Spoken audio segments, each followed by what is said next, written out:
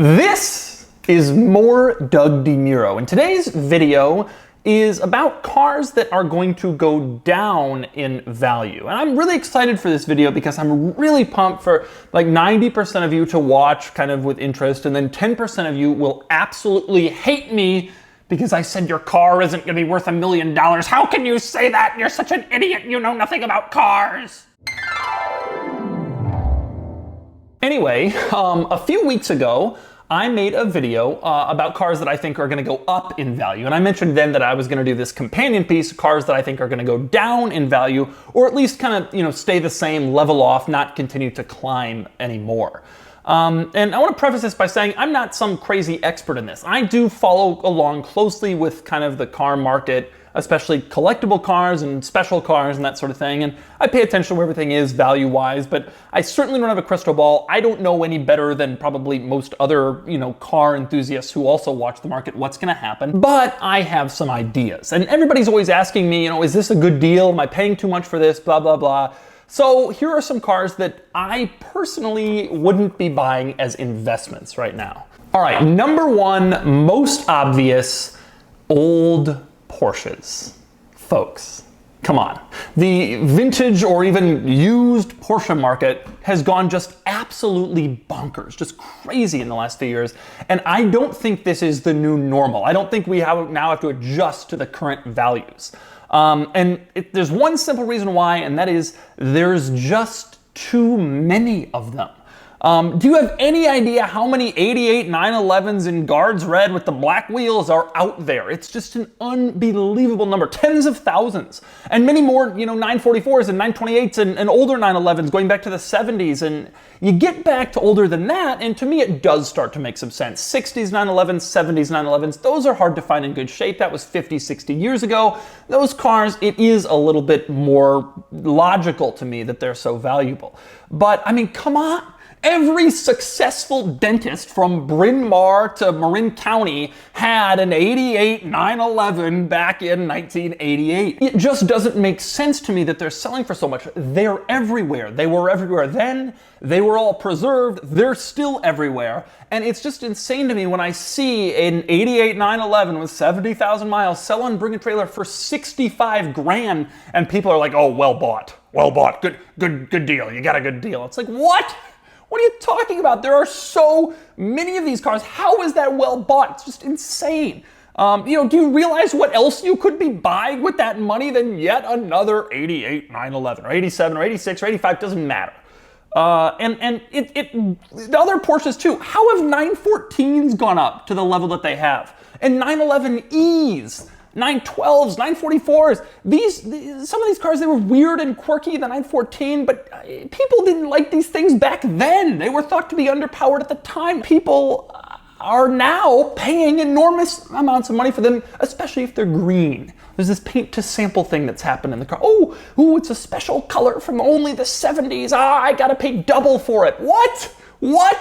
What is going on? There's just this frenzy for anything Porsche and vintage right now. And I swear, if you had a roll of toilet paper from the Porsche factory from 1976 and you could verify its authenticity with a Porsche certificate, it would be worth $2 grand on eBay. People are just paying any number they can find for any Porsches they can have. And it reminds me of the muscle car run-up like in the 2000s when Chevelles and Camaros and Challengers and Chargers were going for real money and starting to get really, really expensive. And that kind of bubbled, plateaued, and then came back down after it was judged to be ridiculous that people are paying $1 million for muscle cars. And I'm kind of seeing that now. And I seriously, seriously hope that the people who have vintage Porsches now bought them to enjoy, to use, to look at, to experience, to have fun with, because I don't think these cars are going to be the investments that some of these people I fear think they might be.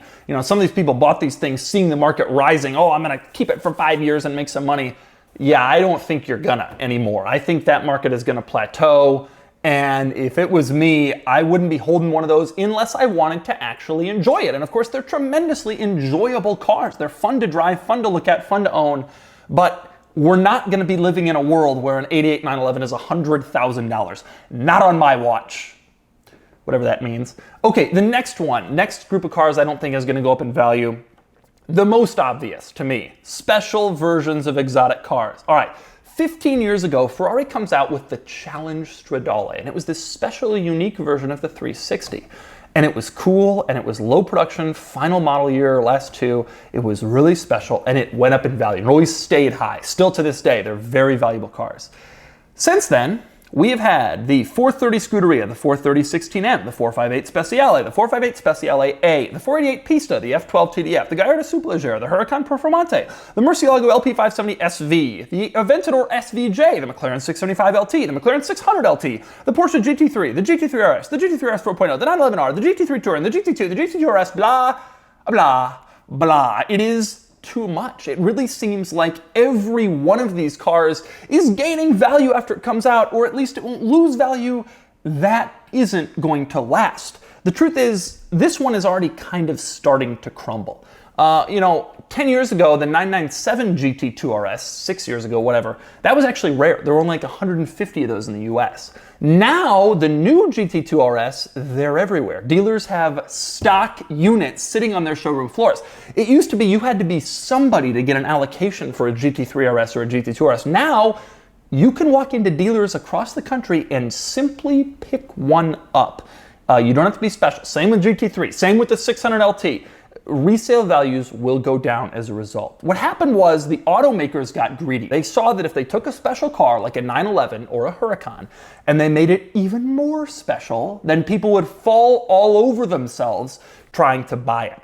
And what happened was they just made too many. They made too many special versions of special cars, and what they're starting to realize is there's just not that many rich people. 488 Pista secondary market, not as hot as previous Ferraris, no doubt. GT2 RS, depreciating, which is the first time you could say that about a GT 911 in a decade.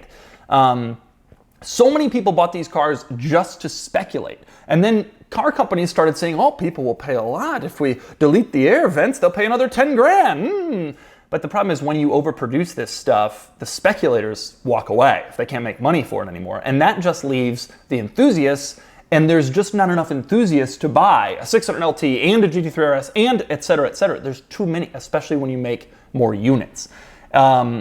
So the values are going to drop for these special edition exotic cars. There are simply too many for them to be special anymore. The 458 Speciale A will not always be a $750,000 car. You can buy a ratty F40 right now for $900. The 458 Speciale A is not nearly at the level of an F40. It just isn't. These cars, they're too narrow, they're too specialized, there's too many of them, and values will drop on those special edition exotics. The last group of cars that I think are going to go down in value, this will be controversial, Japanese cars. I'm going to go against the grain here. There's going to be a lot of angry comments, but my entire life I have been hearing, just a few more years and Japanese cars will really take off. They'll just start shooting up, just a few more years. Well, it ain't happening. It hasn't happened yet. It isn't going to happen. The simple truth is that Porsche evokes something in people. Ferrari, Corvette, MG, even stuff like the Jeep Cherokee or the Toyota Land Cruiser has a history, a lineage, a heritage, a brand name. What does Acura evoke? Mid-size crossovers. You know, the RDX. That's what you think when you think Acura. Mitsubishi 3000 GT, great, special car made by a company that can't keep its dealers from bailing out on it and giving up on the brand. These cars, these brands don't have the cachet to attract people like the brands with a longer history of building special cars. Now, I want to be clear on something. Some Japanese cars will go up monstrously in value, and some already have. The Supra, obviously the original Skyline GTRs, those are going up, and others will too. And I think most collectible, low production number Japanese cars will go up, but I don't think they'll go up as much as people seem to think, or as much as people say. Maybe the very nicest Acura Integra Type R sells for 100 grand in 10 years, 20 years. Maybe 100 grand. But you will never have that moment where you're sitting there in 50 years watching Barrett Jackson saying, oh, I wish I had got a Z32 300ZX Turbo back when it was $8,000 on Craigslist because now it's a $500,000 car. It never will be a $500,000 car. It's not gonna happen. There's too many of them. That car will never be worth more than 40 or 50 grand. It's not gonna happen. There's too many of them. And they're made by companies that also made things like the Quest and the Sienna, and nobody wants to spend $500,000 to buy a car that had the same turn signal stock as mom's minivan. It isn't gonna happen. Now, I admit, this is true of brands like Chevy and Ford and Dodge, but the special cars from those brands kind of have created their own special names. Challenger, Charger, Camaro, ZL1, ZR1, Ford GT, Mustang. Those names have their own kind of history attached to them. 3000 GT, you know, it was one lifespan of one car, 10 years. The history isn't there. The Japanese cars just don't have the cachet. In my opinion, they never will. When I was younger, I would say it too. Oh, stockpile the Japanese stuff, put that in a garage and hold on to it. NSXs, they'll go up. And they have, but not like the traditional brands whose cars always go up in value. Not like vintage Corvettes, vintage Ferraris. And you know, I meet a lot of collectors of cars doing what I do, filming cars at their garages, whatever. And they never have Japanese cars on their radar. It's never something they're thinking about. They just don't care. They want to talk Porsche, they want to talk Ferrari, Lambo, vintage Mercedes, more and more vintage BMW. But you bring up NSX and they're like, oh yeah, you know, a buddy of mine had one of those ones, pretty cool. Sold, 88 911. I'm like, oh. Anyway, that's kind of my thinking. I think Japanese cars will rise, but I don't think they will ever have their day, and there will ever be a real Japanese car takeoff where you're seeing NSXs sell for $200,000-$300,000. There's too many of them. The brands just don't bring enough emotion to the table. And after years of thinking they would, and years of waiting for that next year where it's gonna start happening, and it just hasn't to the extent that I thought it would, I really don't think Japanese cars will ever really take off. So that's it. Those are the three main kind of cars that I think won't gain in value. I think special version exotic cars will actively go down in value quite considerably, even though a lot of the current owners think they won't. I think old Porsches will go down or at least level off, and I think Japanese cars will go up maybe a bit, but I don't think they'll really keep pace with the stock market or the housing market or any other collectible, really. I think they're just gonna kind of generally rise a little with inflation, maybe a little more. But anyway, now you can write to me in the comments and tell me how wrong I am, because you're sure the 3000 GT is gonna become a collector car one day and I'm going to eat my words.